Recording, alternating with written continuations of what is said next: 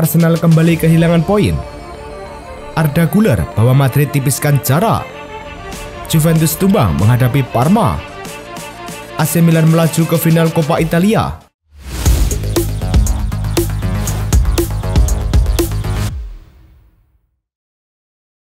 Halo Soccer Mania, kembali lagi di Blessing Soccer News. Kali ini kami sudah siapkan berita-berita terbaru seputar dunia sepak bola. Tentunya untuk kalian semua, selamat menyaksikan. Arsenal versus Crystal Palace tersaji di Emirates Stadium pada pekan ke-34 Liga Inggris. Arsenal langsung mencetak gol 3 menit laga berjalan. Jakub Kiwior mencatatkan namanya di papan skor. Crystal Palace menyamakan kedudukan di menit ke-26. Eberechi Eze yang berhasil menjebol gawang Arsenal. Arsenal kembali memimpin pada menit ke-41. Leandro Trossard berhasil merobek jala Palace. Crystal Palace menyamakan kedudukan di menit ke-82. Gianfilippo Mateta langsung memberi dampak instan. Hasil ini membuat Arsenal tetap berada di urutan kedua klasemen Liga Inggris dengan 67 poin. Crystal Palace berada di posisi ke-12 dengan 45 poin. Athletic Club versus Las Palmas dalam lanjutan La Liga pertandingan yang berlangsung di kandang Athletic, Stadion San Mames. Gol tunggal pertandingan lahir dari aksi individu brilian Inaki Williams pada menit ke-6. Di babak kedua, tempo permainan meningkat dengan beberapa peluang emas bagi Las Palmas berhasil digagalkan oleh lini belakang Los Leones hingga peluit akhir berbunyi. Hasil ini membuat Athletic Club tetap berada di urutan ketiga klasemen Liga Spanyol dengan 60 poin, sedangkan Las Palmas berada di posisi ke-18 dengan 32 poin. Real Madrid bertandang ke markas Getafe di Estadio Coliseum. Dalam lanjutan Liga Spanyol, Los Blancos butuh kemenangan untuk memangkas jarak dengan Barcelona di puncak klasemen. Sepakan terukur Arda Güler pada menit ke-21 membawa Madrid unggul. Itu lantas jadi satu-satunya gol di pertandingan ini. Berbekal kemenangan ini, Madrid memangkas jarak dengan Barca menjadi 4 poin dengan 5 laga tersisa. Getafe pun di urutan ke-12 dengan 39 poin. Parma versus Juventus pada lanjutan Serie A berlangsung di Ernio Tardini. Tuan rumah berhasil memecah kebuntuan di menit akhir babak pertama. Matteo Pellegrino membawa Gialloblu unggul pada menit ke-45+1. Upaya Juventus mencetak gol penyama kedudukan tak membuahkan hasil hingga laga tuntas. Parma menang 1-0. Hasil ini membuat Parma naik ke peringkat 15 dengan 31 poin. Sementara poin seninya tua tertahan di angka 59. Juventus berada di peringkat kelima. Stadion Luigi Ferraris menjadi saksi laga sengit antara SS Lazio versus Genoa dalam lanjutan Serie A. Gol pertama tercipta pada menit ke-32 lewat aksi brilian Tati Castellanos. Gol kedua datang pada menit ke-67 melalui bola Yedia yang berhasil melewati bek lawan dan menceploskan bola dengan tenang ke sudut jauh gawang. Hasil ini membuat Lazio tetap berada di urutan ke-6 klasemen Liga Italia dengan 59 poin, sedangkan Genoa berada di posisi ke-13 dengan 39 poin. Cagliari versus Fiorentina pada pertandingan di Stadion Unipol Domus. Gol pembuka datang cepat dari Roberto Piccoli pada menit ke-7 memanfaatkan kesalahan kiper David De Gea. Namun, Fiorentina mulai bangkit dan menyamakan kedudukan pada menit ke-36 melalui Robin Gosens. Memasuki babak kedua, kebangkitan Fiorentina berlanjut cepat. Lucas Beltran mencetak gol kemenangan pada menit ke-48 dengan sundulan. Hasil ini membuat Fiorentina tetap berada di urutan ke-8 klasemen Liga Italia dengan 56 poin, sedangkan Cagliari berada di posisi ke-16 dengan 30 poin. Inter Milan versus AC Milan pada leg kedua semifinal Coppa Italia berlangsung di Giuseppe Meazza. Umpan silang Alex Jimenez di sisi kanan bisa ditanduk Luka Jovic menjadi gol di menit ke-36. Milan menggebrak selepas jeda mendapatkan gol keduanya di menit ke-50. Jovic memperdayai Josef Martinez kedua kalinya. Milan justru semakin menjauh usai Tijani Reinders bikin gol di menit ke-85. Milan unggul 3-0, skor ini bertahan hingga laga tuntas. Kemenangan ini mengantarkan Il Diavolo ke laga final Coppa Italia. AC Milan menunjukkan dominasinya musim ini dengan catatan tak terkalahkan dalam 5 laga derby della Madonnina melawan Inter Milan. Dari Serie A hingga Coppa Italia, Rossoneri berhasil meraih 3 kemenangan dan 2 hasil imbang. Kemenangan telak 3-0 di babak semifinal Coppa Italia menjadi momen penting yang membawa AC Milan ke final untuk pertama kalinya sejak 2018. Selain itu, AC Milan mencatat sejarah dengan memenangkan 3 derby melawan Inter dalam satu musim di semua kompetisi untuk ketiga kalinya sepanjang sejarah klub. setelah tahun 1971-1972 dan 2004-2005. Musim ini juga spesial karena Rossoneri akan tampil di dua final sekaligus, Supercoppa Italia dan Coppa Italia untuk pertama kalinya sejak musim 2007-2008. Arsenal kembali menunjukkan kelemahan dalam mempertahankan keunggulan di Premier League musim 2024-2025. Tim asuhan Mikel Arteta telah kehilangan total 18 poin dari posisi menang, jumlah yang lebih banyak dibandingkan dua musim sebelumnya digabungkan yang hanya mencapai 17 poin. Catatan ini menjadi yang terburuk sejak Tottenham Hotspur mengalami hal serupa pada musim 2007-2008 dengan 9 kali kehilangan poin dari posisi unggul. Selain itu, Arsenal juga tercatat sebagai tim dengan jumlah hasil imbang terbanyak kedua di Premier League musim ini, yakni sebanyak 13 kali, hanya kalah dari Everton yang mencatatkan 14 hasil imbang. Real Madrid tengah menikmati performa gemilang dari gelandang muda asal Turki Arda Güler. Dalam laga terbaru melawan Getafe, Güler kembali menunjukkan kelasnya dengan mencetak gol indah yang membuka skor bagi Los Blancos.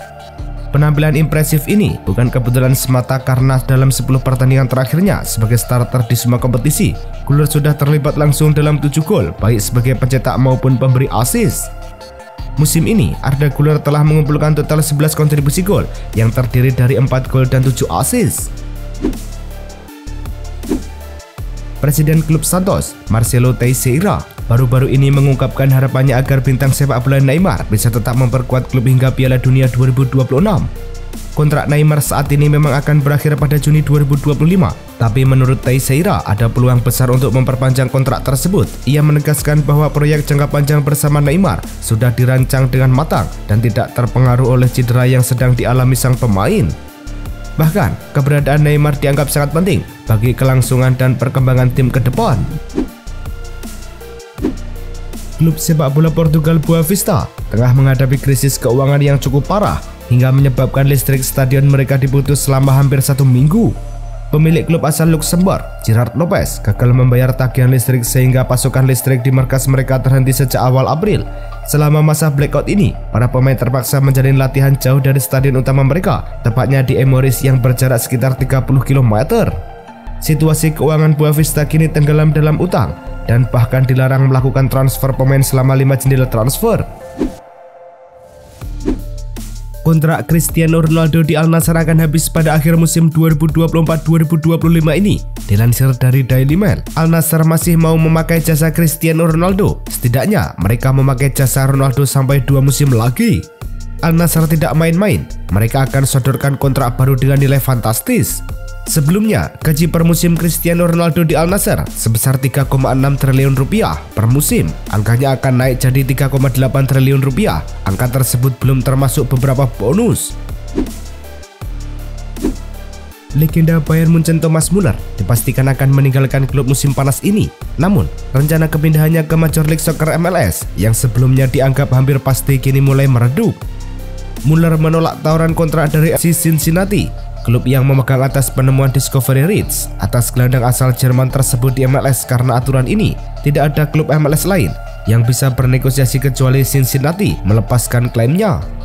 Selain itu, opsi kembali ke Eropa juga tampaknya tertutup setelah Müller menolak tawaran dari Fiorentina. Alex Valle dipastikan akan terus memperkuat Como setelah klub Italia itu akan membeli kontraknya dari Barcelona dengan nilai 6 juta euro. Angka ini sesuai dengan klausul pelepasan yang tercantum dalam perjanjian antara kedua klub. Pemain berusia 20 tahun asal Spanyol ini sebelumnya bermain untuk Como dengan status pinjaman dan berhasil menunjukkan performa impresif selama 11 pertandingan bersama tim asuhan pelatih Cesc Fabregas. Musim ini, Alex Valle memulai karirnya di Celtic sebelum akhirnya bergabung ke Como pada musim dingin lalu. Cesc Fabregas menunjukkan komitmen kuat untuk tetap bersama Como minimal 1 musim lagi meskipun mendapat perhatian dari beberapa klub besar Serie A dan bahkan RB Leipzig. Karakter kepelatihan Fabregas yang berani dan gaya permainan timnya yang atraktif membuat banyak klub tertarik untuk merekrutnya. Fabregas sendiri telah melakukan pembicaraan langsung dengan perwakilan RB Leipzig, namun hal itu tidak mengubah keputusannya untuk bertahan di Stadio Sinigaglia. Ia bahkan sudah mulai berdiskusi dengan manajemen Como mengenai strategi pasar transfer demi memperkuat tim pada musim berikutnya. Dusan Vlahovic mengalami cedera paha kanan saat pertandingan Serie A melawan Parma. Cedera ini memaksa pelatih Juventus menggantikan Vlahovic dengan Francisco Conceição pada babak pertama. Awalnya pergantian pemain tersebut terlihat sebagai keputusan taktis, namun laporan dari Dance yang dikutip Goal mengungkapkan bahwa cedera menjadi alasan utama pergantian tersebut. Para pendukung Bianconeri kini berharap agar cedera Vlahovic tidak serius dan sang pemain bisa segera kembali memperkuat skuad dalam laga-laga penting berikutnya. Jorginho diperkirakan akan meninggalkan Arsenal pada akhir musim ini setelah kontraknya habis. Demikian laporan dari Fabrizio Romano. Gelandang berusia 33 tahun ini telah memberikan kontribusi penting selama membela The Gunners di Emirates Stadium. Namun, keputusan untuk tidak memperpanjang kontrak membuat Jorginho berpeluang besar pergi sebagai agen bebas pada bursa transfer musim panas mendatang.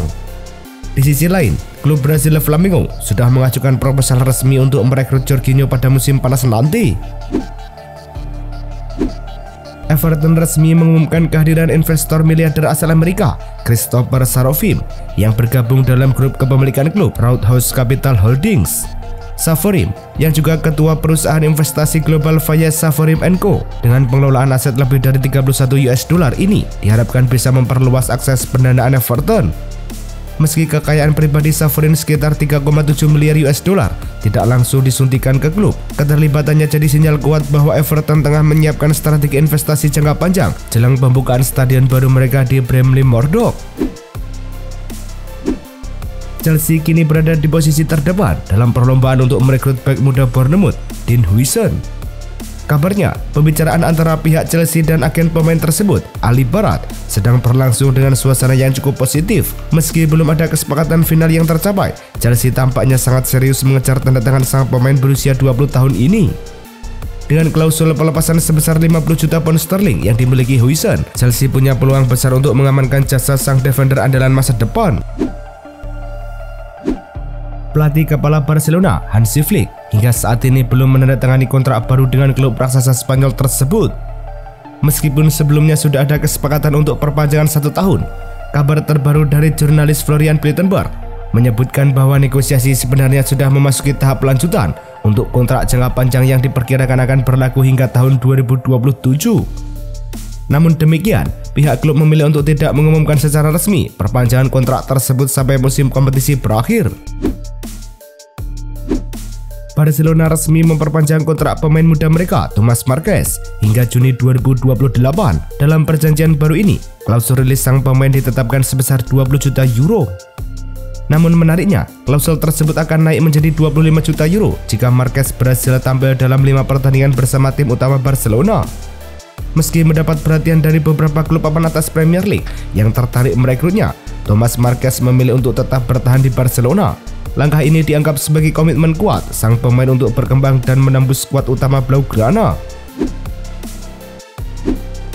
Fran Garcia masih terikat kontrak dengan Real Madrid hingga 2027, namun masa depannya di klub raksasa Spanyol itu belum jelas.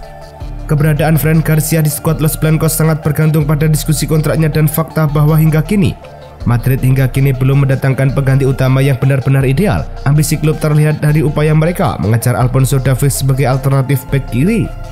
Jika muncul kandidat lain yang lebih menonjol, posisi Garcia bisa kembali dipertanyakan dan masa depannya bersama Real Madrid akan semakin tidak pasti.